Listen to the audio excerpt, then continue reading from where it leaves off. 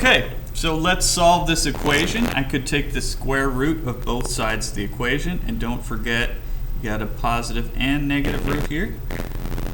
Okay, so we're taking the square root of -9. So I'm thinking what times itself equals -9? Well, 3 times 3 is positive 9, but -3 times -3 is also positive 9. So nothing times itself is going to equal -9, at least not any real numbers. Okay, so in the past, you might have said no solution when you were trying to take the square root of a negative, but technically it's no real solution.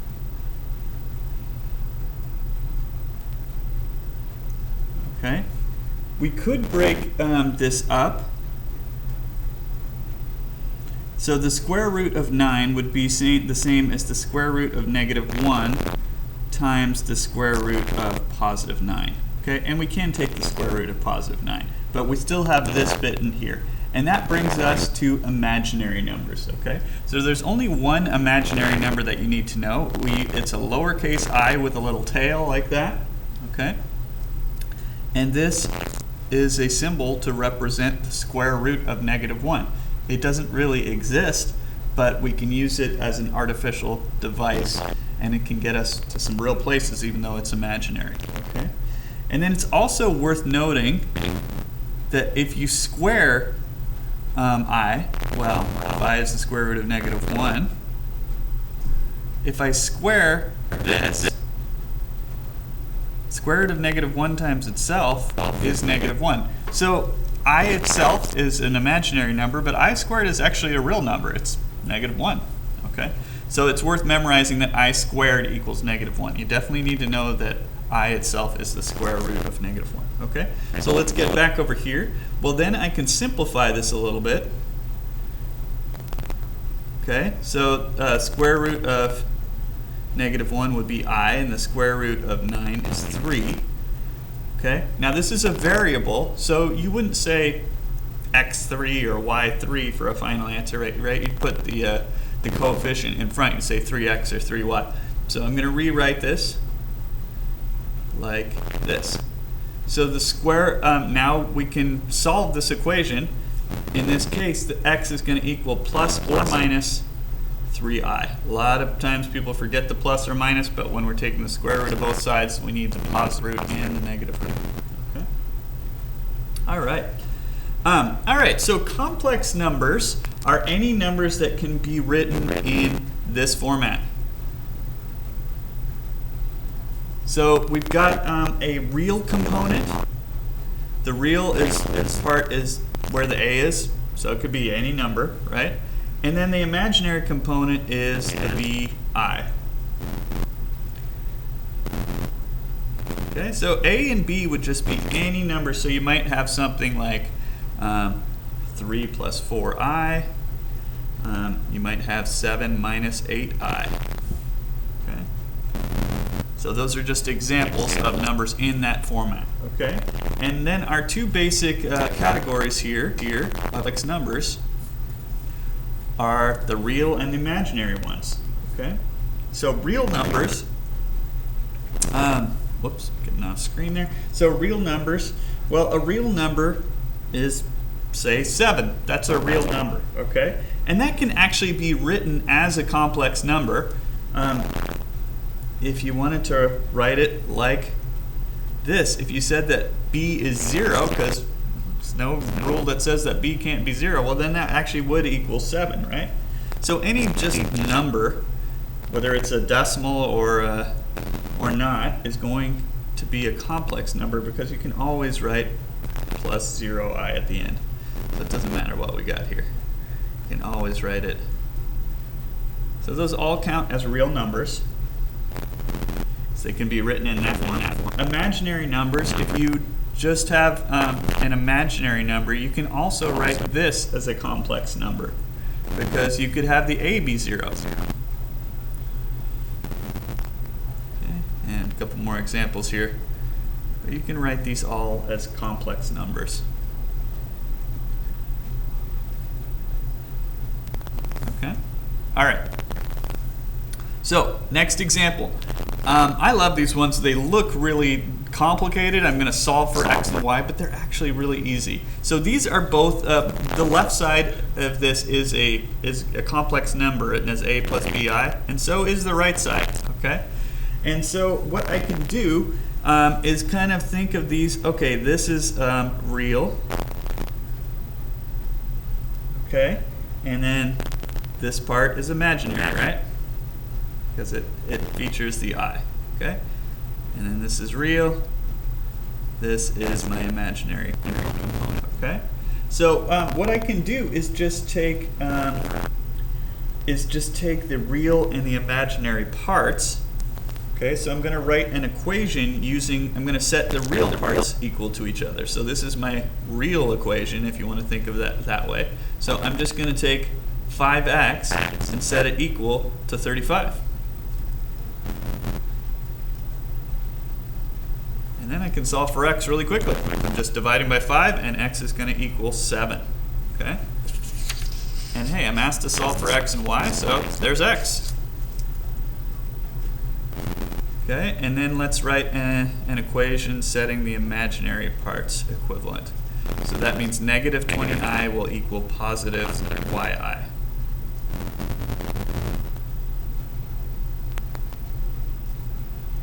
Okay, and this looks like it's a little bit more difficult to solve, but it's not, because if I just divide the whole equation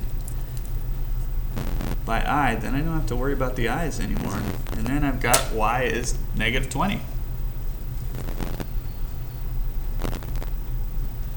Okay, so I got x already. There's my y, and there we go. Okay, so you can pause it and try this one if you like. I'm just setting the real parts equal. Okay, there's my real equation, and then I'm going to set the imaginary parts equal.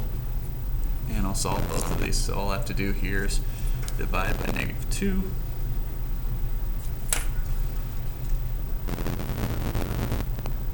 Or you could say negative 4.5 if you prefer.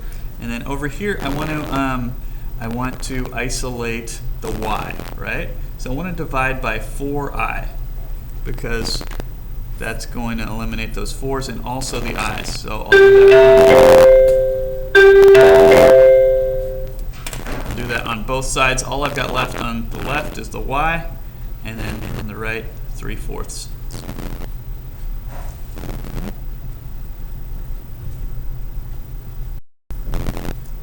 Okay, and then on to the next page. Okay, so just a reminder here, I is the square root of negative 1, and then I squared, like I explained before, if you're squaring this, come out to negative 1. So those are the things you want to memorize. Okay. All right, so then we're going to do some operations. So with complex numbers, right? So operations means we're adding, subtracting, multiplying, and dividing. So here I'm adding two complex numbers together, and it's pretty simple. It'd be the same way you would do this if you had some different variable like x instead of I. So 2 plus 11 would give you 13, and then 9i and negative I is 8i. So you're just combining like terms, and that's it. And usually you write the real part first and the imaginary part, but it wouldn't be incorrect if you wrote it the other way. That's just kind of the standard way. Okay, same thing over here. Well, not quite the same thing actually. So the mistake that gets made here is people forget that you're subtracting both of those terms in the second parentheses. So if I wrote this without parentheses, I'd have negative 8 minus 4i. Okay? So then when I'm combining 13 and negative 8 gives me 5. 4i and negative 4i gives me nothing, right? So this is just going to be 5. Okay. All right. So next up, we're distributing, just like we would if we had any other variable. So this is going to be 15i minus 3i squared. Wait a sec. We can go a little further with this though, because I squared is a real number, right? I squared equals negative 1. So when that features, you should simplify it more. It's not simplified. So I've got negative 3 times negative 1, which is going to be positive 3. Okay? So this would be fine, honestly, with me, but if we want to write it in this format with the real part first, then I'm going to flip that around. Okay? All right. Same kind of deal over here, so you can pause and try it out if you like.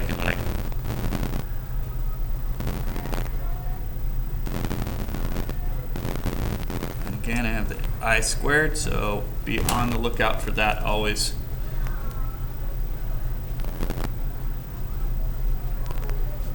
So I'm going to have positive 8 and 12i. I'm going to flip that around. So the real parts first. Okay. All right. Next up, I've got two binomials, so I'm going to FOIL, right? Just like I would if I had x's or anything else. Okay, so first is 2 times 4. That gives me 8. Outer, 2 times negative 5i. Inner, 3i times 4. And last would be 3i times negative 5i. So that would be negative 15i squared. Okay? And then I'm going to add up all these bits. Okay, and I'll combine like terms. So the only like terms I have at the moment are there and there.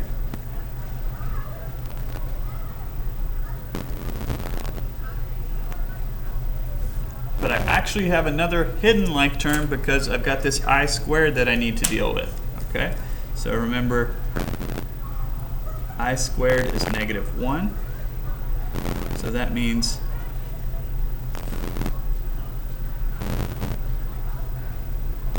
I've got positive 15, and then I've still got some like terms that'll give me 23. So I'm going to say 23 plus 2i. For my final answer. Okay, you can try it out over here, same kind of deal. So I'll just get straight to it. I'm going to FOIL again. First, 3 times 3. Outer, 3 times 4i. Inner, negative 2i times 3. And last, negative 2i times 4i. Okay, and then adding up all these bits. Got those like terms in the middle.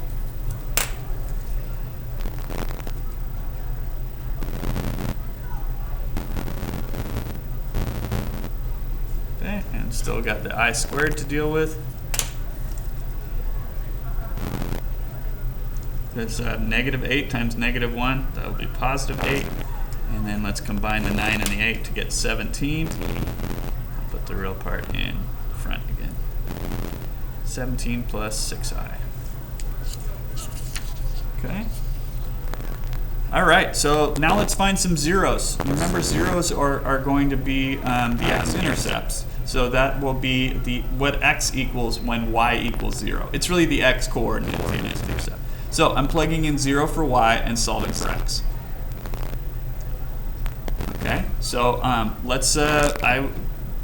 for me, I would just try to isolate the x. I'm going to subtract 1. Then I'll divide by 9.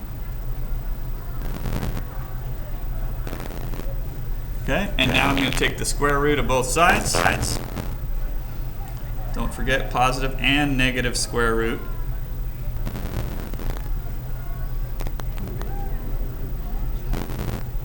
Okay, and so anytime you've got now a negative inside of a radical, we can do more with this.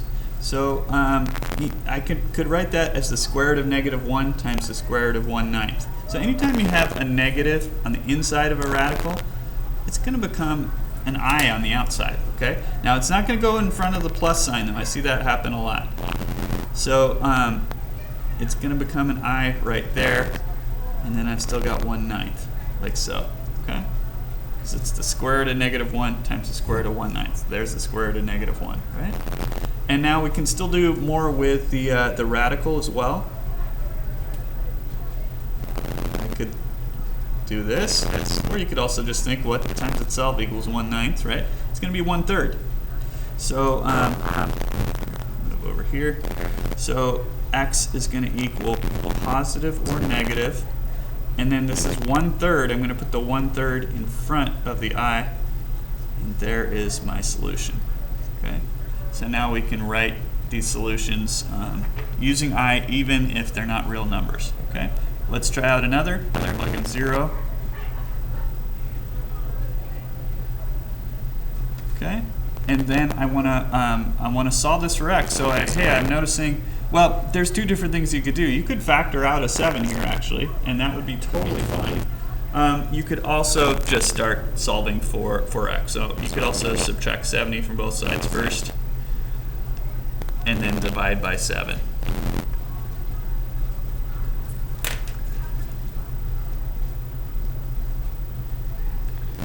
Okay, so negative 10 equals x squared. When I take the square root of both sides to solve for x, this is what I get. And then, hey, I know that's going to be the square root of I times the square root of 10. Not the square root of I, just I is the square root of 1, right? Times the square root of 10. Okay, and then I'd still want to look for simple radical form. I'm thinking 10 would be 2 times 5, so there's no twins in there. So that is in simple radical form. And that's it for today. See you next time.